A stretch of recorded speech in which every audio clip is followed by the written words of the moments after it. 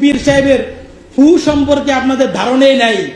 পীর সাহেব চরমনায় 5 তারিখে ফুর মাধ্যমে এদেশের ফ্যাসিস্টদেরকে বাংলাদেশ থেকে তাড়িয়েছে। পীর সাহেব চরমনায়ের ফুয়ের কত পাওয়ার, আপনারা অপেক্ষা করতে থাকুন। পীর সাহেব চরমনায় ফুয়ের পাওয়ার আর স্বাধীন থেকে নির্বাচিত ফু যখন আপনাদেরকে ফু দিবে বাংলার জমিনে হাত পাকার বাতাচার ফুয়ে আপনারা বাংলা জমিনে টিকতে পারবেন না। উক্ত বক্তব্যটির সত্যতা জানতেছে, হাদিসে এরকম আছে আমার জানা নেই। এইটারে উর্দুতে বলতে হয় উলামায়ে চাটুরে। উলামায়ে চাটুরে, যেই দল ক্ষমতায় থাকে ওই দলের দালালি করে।